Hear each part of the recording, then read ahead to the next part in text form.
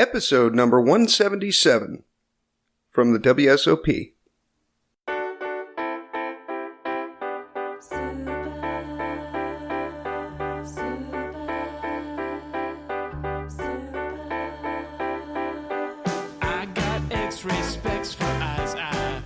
Welcome to the Heads Up Poker Podcast. This is Steve Barton, and thank you for tuning in. I am coming to you at a bittersweet time right now. It's the last day of the WSOP for me. Last day of poker for the summer, at least in Las Vegas. I added up my results so far, and pretty pleased with myself. I've cashed in 7 out of 18 tournaments. That's counting 3 that I played online. So if we just count the live tournaments, then I've cashed 5 out of 15. So we're running a solid 33% rate here, which is definitely above expectation. But it's been a solid summer. I've made about $1,300, something like that. But yeah, this has just been an amazing summer. All the people that I've met, I really am humbled and just kind of taken aback of how many people have come up to me in the last 3 weeks and asked me, "Are you Steve Barton?"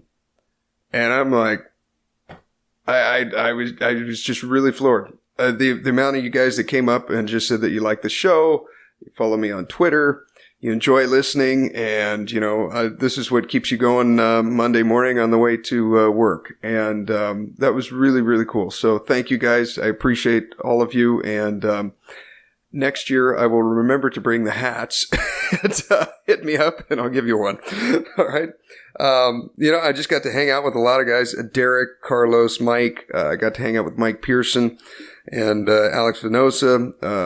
Saw Greg Raymer twice, said hey to him. Peter the Source Morris, he was at PT's Pub at the TPE meetup, which was epic.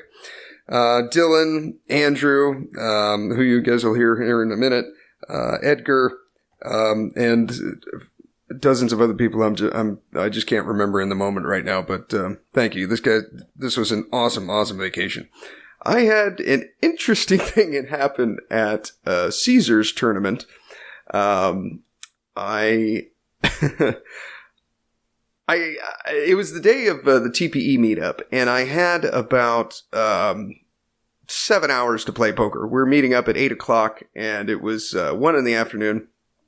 And I was like, okay, let's look through the tournaments here, and let's not just waste 7 hours. Let's play something. And I just don't like cash. I'm ahead in it, but I'm not very good at it. I just like tournaments a lot better. They're more fun to me.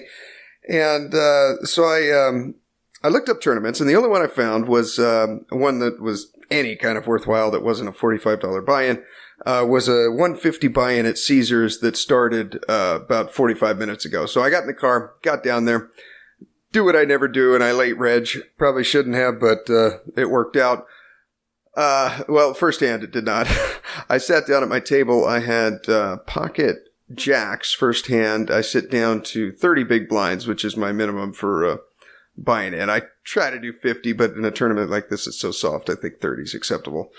I sit down and look at pocket jacks. I make it 3x, so blinds are 500 to 1,000. We got 30K. I make it 3K. A woman out of the on the button, she makes it. I believe she made it 7K, and it folds back around to me 7 or 9. I remember it was odd, but it wasn't 11. It was not 11. It was either 7 or 9. And I thought, oh, what the hell? And so I shipped jacks in there, and she insta-calls, and she has kings. And I'm like, well, what did you think a woman in her 60s would have that, was posturing like that? So I think I might have overplayed that one a little bit. But then I went right back and bought back in, and I thought, okay, well, that was fast. One hand. Come back. First hand I play at my new table I get pocket 8s, and I'm in the big blind. And we have about 6 limpers. So again, we still got 30 big blinds, and we now have an extra blind and a half from the ante and the small blind, and we have 6 limpers. We have pocket 8s. I ship it. Everyone looked pretty weak. They did not look like they wanted to call as I was kind of stacking my chips and scanning the table, so I shove it in, and I thought, if anyone limped here with 9s or better, GG, this was not my tournament. It folds all the way through, and after that I told myself, I'm going to ship this tournament. And that's what happened. Out of 47 players, about 5 or so hours later, we get down to 3-handed. And I've heard of this happening before. I tweeted about it, but I've never had it personally happen to me. We got down to 3-handed, and one of the guys asked me, he said, would you be interested in a chop? And I do what I always do, and I said, no, I would just want to play like that when I point to the prize pool. And then he says, okay, that's what I thought. And I do kind of a quick chip scan, and I've got about 450K. The guy to my right, he's got about 250, and then the other guy had around like 120, 130. And so I was in a commanding chip position here. I have almost 60% of the chips in play. And I thought, no, I don't have no interest in a chop. Even if I was the short stack, I probably wouldn't unless I was given some overwhelming deal. Then I hear the two guys talking about splitting second and third and giving me first. And I'm like, I must not be hearing these guys right. And then the other guy, he asked, well, how much would it be if we chopped second and third and we gave him first? And I did some quick math right there, and I saw that third was 800 and change, second was 1,200 and change, and first was 1,800 and change. And I told them you guys would both get a little bit over $1,000. And they said, well, that sounds good to me.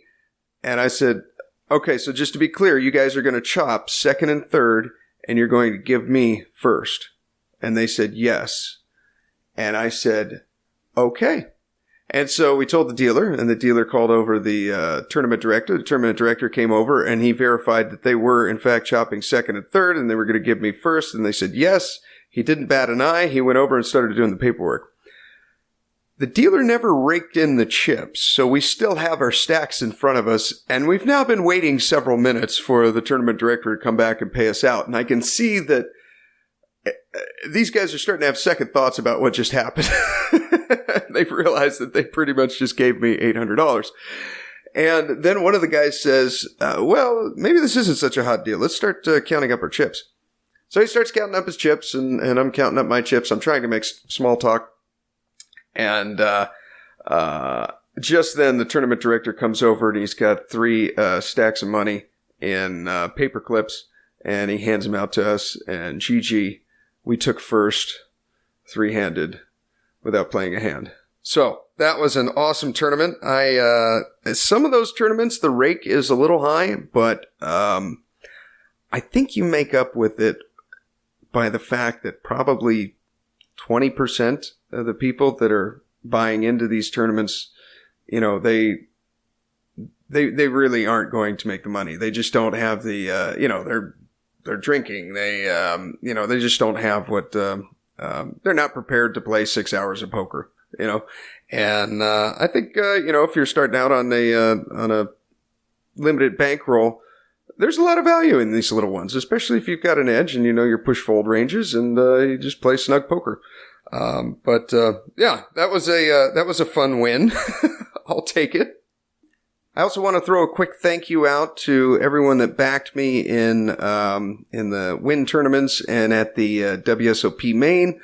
I appreciate it, you guys. I wish those could have been, because they were the biggest 3 tournaments that I played, I wish they could have been one of the cashes. Unfortunately, they were not, but I'm sure after doing this year and selling a little bit of action for some of these bigger tournaments, I think I'm going to do this from here on out. I always had a mental block in my head about getting backed, and I was like, I'd just rather, I don't know if it was a make it on my own kind of thing, or I just didn't want to do it. I don't know what it was, but for whatever reason, Mike got that out of my head, and I got backed by 3 of the 18 tournaments that I played, and it was a lot of fun. I'm appreciative of it, and thank you guys. That was cool. It was neat to have someone in your corner rooting for you. Today, I'm going to play the last tournament of this trip, and it's going to be an interesting tournament. It's a little $200 buy-in, and it's a tag team tournament. So I'm... the way it works is you and a partner sign up. You each put in $100, and then whenever you cash out, you split, and you get you can tag in or out whenever you want. I believe one player only has to play one rotation of the button, and then you're considered a legit team, and then the other guy could play for as long as he wants. But I'm going to play the tag team event with gal Mindy. That I met out here months ago at one of the wind tournaments. So her and I, she's a local pro, and her and I are going to try to ship it. So we'll see how it goes. I'm going to attempt to record a little kind of live session for whatever else you want to call it. It'll be from my phone after the tournament with Mindy and I, for better or worse.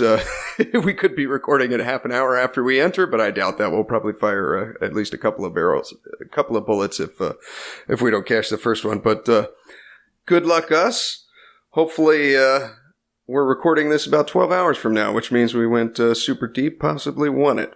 So we'll take a quick break, and we'll find out how we did in the tag team. You want to start shipping tournaments? Tournament Poker Edge, or TPE as it's known in the biz, if you fancy. Tournament Poker Edge is the best training site out there for tournaments. If you're serious about getting better at poker, this will be the best thing you've ever done for your tournament game. TPE. Check out the forums. Watch the free training videos. They have over 10 hours of free training videos to watch. Start with those and just devour them. When you sign up, use the code HUP month, HUP quarter, or HUP year. You will get a discount. You will SYSC. Save yourself some cash. Tournament Poker Edge, the best tournament training site ever. Okay, we're here at the Planet Hollywood, and we just played the tag team event. It was me and Mindy, and Andrew Pieper came in just to see the final table. Right. Yes. Yeah. Perfect timing. The important part. Yes.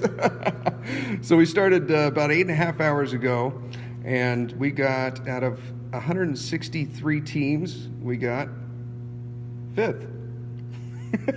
So yes, math is hard. I'll drink to that. Let's go shopping. Yes. Got my celebratory scotch right now. Yes. So let's see. We fired 2 bullets. The first one, the first one was pretty bad. It was horrible. Yeah, I should talk about it. Well, that one. Let's see. How did we go out? I came in. You left me with a little bit of a stack. I think I still had like 20 big blinds. And that's $3,000 off the bat. Yeah, right off the bat. Then I had. Let's see. I had Queen 10 suited. I 3-bet a guy, hoping to take it down pre-flop.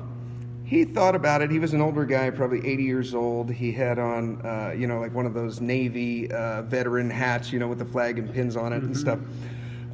He looks at his cards again, then he flicks in a call. So we got Queen 10 of diamonds. The flop comes out 10-8-X. So we got top pair. He checks. We bet. He calls. Then the turn is a queen, so now we got top 2. Mm-hmm.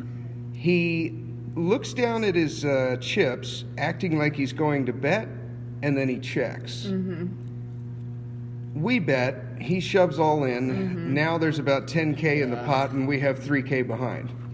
And then I turned to him and I asked him, I said, "Do you ever not have Jack 9 here?"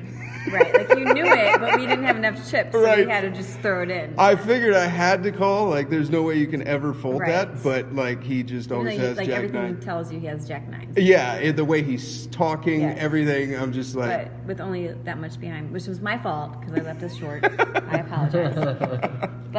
But anyways, I flick in a call, and of course he has Jack 9, and we don't hit a queen or a 10, so GG. So that was round 1. Yes. Round 2. Better. Yeah, that was significantly better. Who started off round 2? Was it me or you? I don't remember. I think you did. I did? Yeah. Okay, I played round 2. Probably you. Yeah, because you left us short, and then I doubled us up. Yeah, that's right. Yes. That was the good thing I did. That's right. Yes. The first thing I did was you told me. Yeah, I lost a bunch of chips right off the bat, and then I tagged you, and I basically said we have 6.5 big blinds. Good luck. Right. And so I took off and played video poker, expecting to get a text 20 minutes later and it'd just be done. But I got a text that you doubled up. Yes. Okay, what happened there? I wasn't there for that one. You had threes, I think, or something? Oh, I had pocket threes. Nice I raised, and somebody shoved, and I called because again we didn't have that many chips. But and it was a race, and I won a race. You have to win races to win tournaments, right? Yes. Yeah. So I won the race. And 3 is my lucky number, so I knew I was going to win it. And I Yes. won it. So I doubled us up. I got us back to 20K. That was fun. Then he tapped me out. And then I tapped you out. And then you came in and replaced me for about 4 minutes while I ran and took a piss. Yeah, and but then I came didn't back. play a hand. Yeah, that's right. You pulled it all And the rest, let's see. What were some interesting hands? There was one at the final table you were kicking me for and said you were going to unsubscribe from the podcast after I folded it. I think I was in the small blind. We were 5-handed, under the gun raised. We had, how many big blinds did we have in the small blind? I think it was like 13. Like 13 bigs. Yeah. Okay, so we have 13 bigs in the small blind, and it was ace-10 suited, or was it ace-10 off? It's ace-10 suited. Ace-10 suited. And you're the short, chiplets are open to the short stack. I'm the short stack. That's- Yeah, that's the biggest thing at right there. At the final, yeah. Yeah, that was a shove. Yeah. It was. The dynamic between he and I, we'd been playing at the same table the entire tournament. That yeah, history did, I knew did Yeah, come into it a history. little bit. Yeah. And the way he was like, he said like, your kicker's no good, your hand's no good, just let it go. Right. This is the muck. The friendly dynamic that we built over the last like 6 hours, I kind of felt almost like it was one of those when he flipped over his hands. I told you, you know, and man, yeah, that was a call. We asked him later, and he had ace-10, so it would have been a flip, but oh well. Well, what do you do? I saw you going all in 5 or 6 times, and you won. You were ahead every time except for the one time when you had ace jack against ace queen. Yeah. And we got the miracle jack on the turn, which is beautiful. Yes. And I celebrated, which was not really appropriate. But I still did it anyways. I never said I had perfect etiquette, okay? But that was the only hand that we got lucky. That was the only hand he was behind that he got lucky on. But all the others, you guys have been good. Yes. So, yeah, I was not tapping him out ever. I will ride your coattails to the end. You're staying. That was fun. So what do you got going on tomorrow, Andrew? What are you doing? Not too much. Yeah, I think I'm just hanging out with, you know who Jay Smith is? Jay Smith 84. He's a streamer. Okay. Yeah, just hanging out with him. Birthday's on Thursday, so just Oh, cool. yeah, keep it taking it easy for a couple of days. I Happy think. early birthday. How old are you Yeah. gonna 27. Happy birthday! be? Right on. Well done, sir. Cool. Yeah. And what are you doing? I'm playing the WSOP tag team again. Oh, nice. You would be on my team, but you're leaving tomorrow. I know. So that's I gotta unfortunate. leave. Yes. I would play. How long? Oh, that's a It's several day $1,000 event. buy-in. You can have 2 to 4 players. We have 3 right now. Okay. At 1,000, so 333 each. Yeah. I hate math. Someone else has to put in. And the somebody extra has to buck. put in the extra buck. Yeah. Yeah, it's not going to be me. When it's California on fire, you gotta go.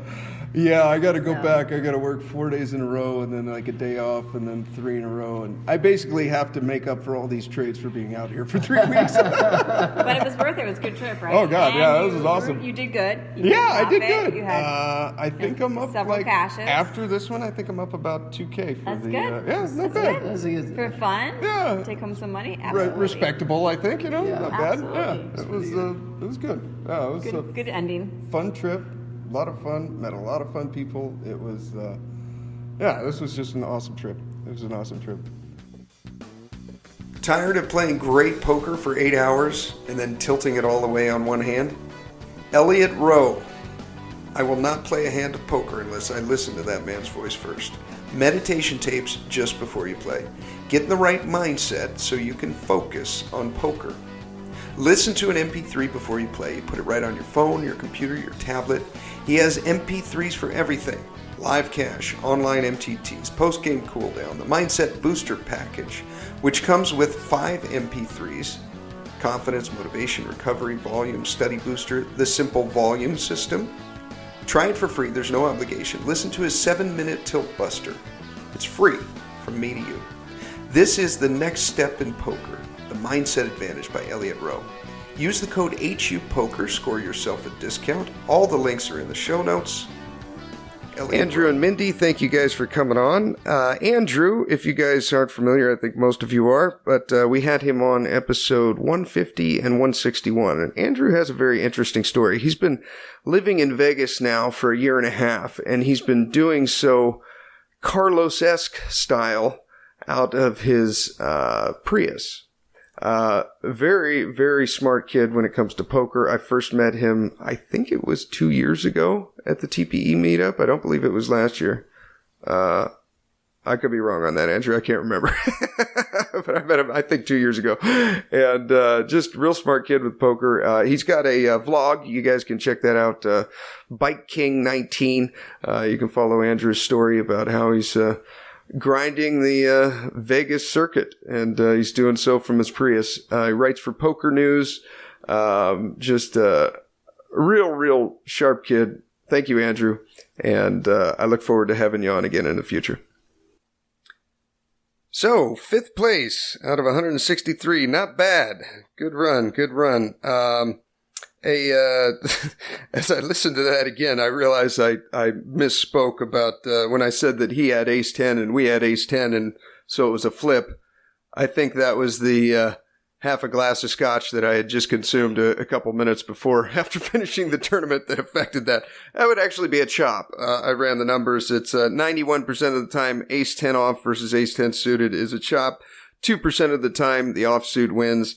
The other 7% of the time the suited one wins. So that's definitely not a flip. That is more than likely a chop. Yeah, I swear I've played this game before. That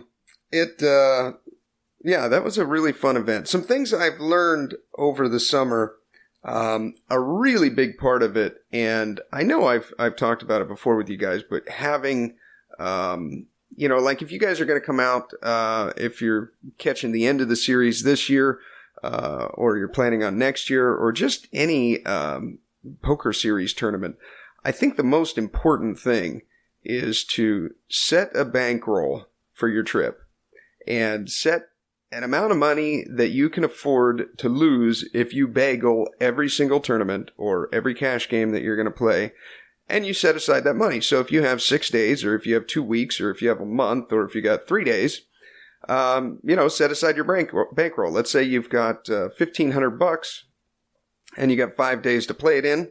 Well, then you can do a $300 tournament a day, and recognize that if you fire 2 bullets in one of those events because you bust out in the second hand, well, that's a whole nother day of a tournament. So you may want to budget for $200 a day, so you can allow for a couple of rebuys or a couple of re-entries instead of $300. I think that's probably the number one tip I can give you guys as far as like kind of planning your summer. Another one too is I wouldn't recommend planning on playing a very set schedule. If you have a few tournaments in mind that you really want to fire on, then definitely put those in your schedule, but make sure that you're not playing a tournament the night before that's going to take you into 3 a.m. when you have an 11 o'clock start time. You're just shooting yourself in the foot if you do that. Number 2 is you need to develop some type of routine before you play. And I'm not going to throw out another Elliot Roe advertisement here, but you need something that you do every single time before you play, so it kind of gets your brain into the poker mode. So for me personally, I wake up, I go for a run, I work out, take a shower, have some breakfast, and then I make my basically pack my meals for the day. So I like taking my meals with me. I do not like eating a pizza halfway through the tournament. Even having just a big meal for me halfway through the tournament isn't, I don't feel as fresh. I would rather have something that's like maybe 200 calories every couple of hours than I would to have something that's 1,000 calories after having not eaten for 6 or 8 hours and then not eat again until the tournament's done. I think you're at least for me, I noticed that I'm more focused and present at the table when I don't just have a giant, 800-calorie meal just sitting in my stomach, digesting while I have to think about everything that's going on. I would rather eat like an apple an hour and just kind of, keep it that, those small little meals that it doesn't overwhelm your digestive system, because our blood's got to go somewhere. And if it's busy digesting a meal, that's less blood to your brain, which is less oxygen. You're not going to think as well. And make sure it's healthy too. If you're eating like I said, a pizza or something, that's just going to put you to sleep. It's not going to help you at all. And the great thing is that 80% of the other guys are eating a pizza. So when you don't do that, it gives you a little edge.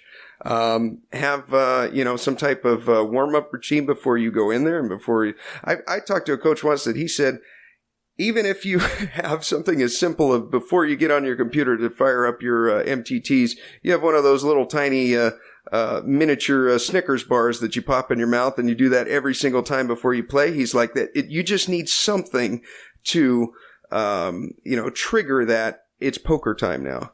The tennis player, Nadal, he has this very specific routine that he does every time before he steps out onto the court. He gets 2 water bottles. He opens both of them up. He takes a small sip from one. He sits them down just right so. He arranges their labels so that they're facing out. Then he walks out onto the court. And he makes sure when he does so that he skips all the lines. He's going through a routine in his head that he's done hundreds of times before each match to get himself in the zone. And I believe you can do the same thing with poker. And you should. And if you don't, then you're giving up that edge.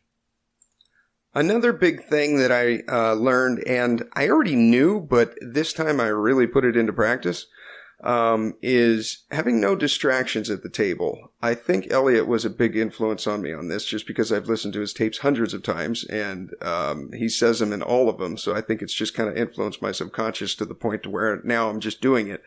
But eliminating all distractions, not listening to any music at the poker table.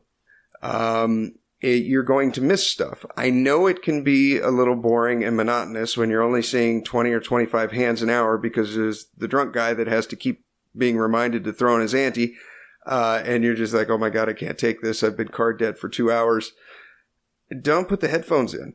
Just your entertainment is watching the table, watching all the players, trying to figure out what everyone has. What hand could he be raising with right here with his range? Does the other guy know that he would be doing that? Just occupy your mind and occupy your thoughts with everything at the poker table. Watch everyone all the time. You will be amazed at little tells that you pick up that the other guy that's listening to music, or the pro that's watching a movie, or I saw a guy playing, what was it? It was Big O while he's in a poker tournament. He's playing it on his phone. And I'm like, man, this guy, like, he's a good player. Like, why would you, if your ROI is really that bad and not enough in this tournament that you got to play one on your phone, then go buy into a 1500 event. Don't be playing a 365. That would be a much more effective use of your money. He missed so many spots at the table that he would have otherwise seen had he just known that this guy gives a tell when he's going to play his hand, that he puts a chip on his cards before the action comes to him. No distractions. Keep your mind occupied with everyone at the table. If you find it takes a while to allow your focus to be able to go like that for 12 or 15 hours. But it just takes practice. You may only be able to do it for 20 minutes before you find yourself pulling out your phone. That's probably 20 minutes longer than you could before. So as soon as I find my focus is waning a little bit, I usually stand up. I kind of stretch a little bit. I look around at the room. I see how many tables are left. I look up at the board. What's the next blind levels? Just keep all of your thoughts around the poker tournament. If you really need a break, go to the bathroom, splash some water on your face. There's an appropriate time to take a break at a poker tournament.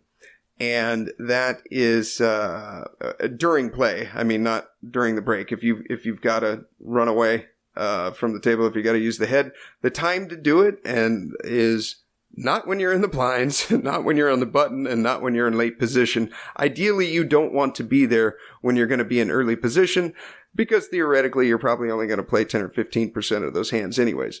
Problem is, if you're gone too long in the bathroom or running outside to get some fresh air and forget about that bad beat that you just took and then go back in, you want to take it. I typically take it about 3 positions before the blinds get to me.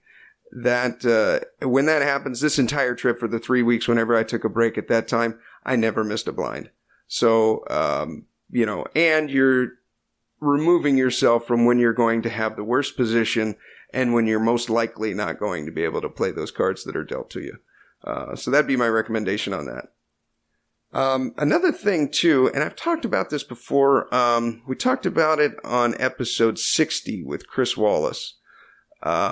And I agree. I've been doing it for years, at least since 2013, probably sooner, is when I sit down at the table, I basically look at, like, I'm in work mode, and there's parts, I have a uniform, basically, is the way Chris said it. And part of that uniform is a hat, and the other is sunglasses. And I've heard a lot of people talk bad about wearing sunglasses at the table. It makes you less approachable. It might give off the vibe that you're a pro and people may play differently against you. I can tell you from experience, having worn sunglasses for at least the last 5 years, the first few times I wore sunglasses at the table, I did feel a bit of that. But that went away pretty quickly, and it went away simply because as soon as I sit down, I say, hey, how's everybody doing? I always find out the dealer's name. I'm the friendly guy at the table getting to know everybody. Now, the advantage to having the sunglasses and the hat is you can direct your face, and in other words, the tip of your hat in any direction, but your eyes can still be fixated on the people that are acting. So you can pretend like you're looking down at your chips. You just tilt your hat down slightly, but not so much to where you can't see the table anymore by looking up, to make it look like you're counting your chips. But really what you're doing is you're looking at the guy that opened and you're thinking about 3-betting. So as you start to stack the chips there, you can be watching him, but to him, it looks like you're looking down at your chips. Now, you can get some really good information when you do this. And one of the big ones, and I even saw a pro do it 2 days ago. She does this for a living. Not Mindy, but another pro at the Wynn. And it was so obvious. I mean, as soon as I started reaching for my chips, she instantly looked at both her cards after she checked to me. When she saw me grab the chips, she looked at her cards. Now, why would a pro do that unless she wasn't aware of the tell? She did it so fast, it was unconscious. I know she didn't consciously do it, and sure enough, I threw out a small C bet, and she folded. So these are little things that you can get by wearing sunglasses and a hat. You can. Where it's really helpful is when you're in a situation where it's like you've shoved all in and the big blind's contemplating a call. I sit there with one elbow on the table and one hand across my cheek and mouth, and I don't move. I don't shuffle chips. I don't do anything. I just don't move. And it's really tough to read a guy that does that when you do the same movement and the same posture every single time. Whenever you're in a hand, you're not talking unless there's a final decision on the river. At that point, you can take your hat and sunglasses off and talk to the guy and try to get some information out of him. But during the hand, you don't say anything. So the sunglasses can kind of create a little bit of a shield when you have that guy in the big blind staring across at you for like half a minute, trying to get anything on you. When you have your sunglasses on, he can look at you, but he doesn't know where you're looking. He can't see your eyes. You're really not giving anything away as long as you're not moving or shuffling in your seat or talking. So I don't play a hand of poker anymore without them. The only time I'll ever play without my sunglasses and a hat is if I'm in some kind of friendly tournament, maybe $50 or less or something like that. But other than that, I wear them every single time, and I would walk back out to the car quite a distance if I forgot my sunglasses and hat to go back in and play with them. That's how important I feel they are. Another tip that I can give you, or at least something that I really did on this trip, even more so than the last one, is really get out there and meet some of these poker players. Build relationships, get their phone numbers, get their emails, get their Twitters. Keep in contact with these guys. I think it's really important to have a core group, a core poker social circle, because it will allow you so many opportunities that you otherwise would not have had if you didn't have friends in the business. I think it's a real key to success. You have to bounce ideas off of other guys. You got to run hands by other guys. Like the ace-10 suited hand. Andrew's absolutely right. That was a fist pump shove. My thinking at the time was that this guy, I can't remember how to pronounce his name, but he went by JP. He and I had played at the same table for about 6 hours, and we had a friendly dynamic going. And so we watched the field go from 160 some people down to 5. And we were 2 of the ones remaining, and ironically, we played at the same table the entire time. During the breaks, me and JP and Mindy and JP's partner, Tony, we were joking about how, okay, when we get down to the final table and when we get heads up, then JP and I will bounce out and Mindy and Tony will come in and finish it off. And we'll do some type of, we'll chop it somehow where they're playing for first for a few $100 or something like that, And then JP and I were laughing. We're all, no, we won't tell them what they're actually playing for. But, you and I will make it like $4 or something and just watch them sweat it out for 45 minutes over $4. We had a friendly dynamic. When I went into the bathroom on one of the breaks, JP and Tony, they didn't know that I was in the bathroom there, but I heard them talking, and JP was saying, this is going to be great. I really think Steve and I are going to get heads up for the final table. It'll be awesome. Then when we do, we'll switch out. And then I walked around the corner and they saw me and he's all, hey, I was just telling Tony about this, how we're going to get heads up. And then, on the final table, we're going to switch it out since Tony and Mindy started drinking. It'll be entertaining. I'm like, I'm down. So when he raised and I was thinking about shoving the 13 bigs with ace-10 suited, which is a fist pump shove, especially with the dynamic at the table where I was the short stack and he was the chip leader. I was running through all those times that he had said that, and it really looked to me like he did not want to bust me. And it really looked to me like he thought he had the best hand, which from his perspective, ace-10 against the short stack is in all likelihood going to be the best hand. And, when I asked him afterwards, I don't think he had any reason to lie to me. I was out of the tournament. I'm probably not going to see the guy.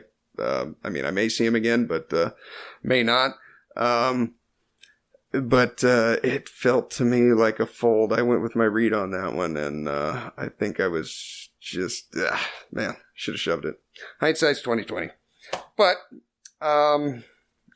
I think that's going to be a wrap for this week. I've got to go do quite a few days at work, so I wanted to get out an episode because I won't be able to while I'm at work. If you guys want to submit a hand to the podcast, go to headsuppoker.poker. You can do that. We'll review your hand on the air and analyze it.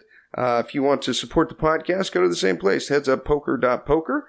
And click on and bookmark us for Amazon. Every purchase that you make won't cost you an extra penny, but a small percentage of your purchase will go back to the podcast, and we keep this train running. If you want to get better at tournaments and start cashing some like I did over the summer, join Tournament Poker Edge. I watch one of those videos every single day, It is completely informative, and they are amazingly entertaining, and you will learn a lot. I love Alex Fitzgerald's videos. I watch all of them multiple times. They're great. Use the code HUP month, HUP quarter, or HUP year, depending on how long you want to sign up for. And let's start shipping some tournaments, people. Thank you for tuning in. And here is your weekly motivational speech.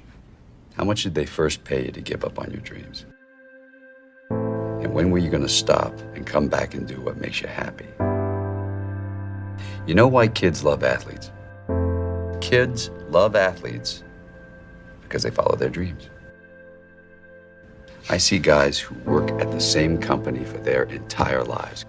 They clock in, they clock out, and they never have a moment of happiness. You have an opportunity. This is a rebirth. Life has a way of pushing our dreams down. They can become buried under discouragement, buried under past mistakes. There are dreams buried under divorce, buried under low self-esteem.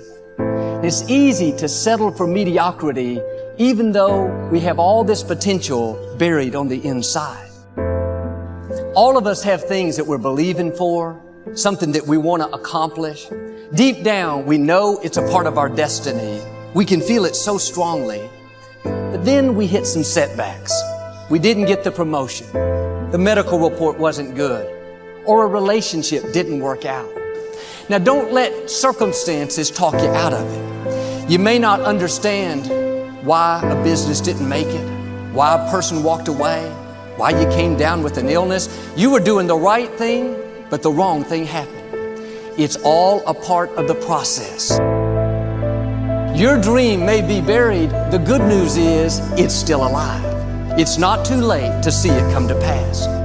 If you'll do your part and start believing again, get your passion back, it is on the way. Go back and try again. The true mark of a champion is even though some dirt gets thrown on your dream, instead of letting it get buried, you keep shaking it off. You keep moving forward. You keep looking for new opportunities. If you're going to reach your highest potential, you have to make up your mind that you are in it for the long haul. You're not going to let people talk you out of it. Circumstances discourage you. Delays cause you to give up. Critical people cause you to get distracted. You're going to stay focused on your goal. This is your time. This is your moment. Your destiny is calling out to you.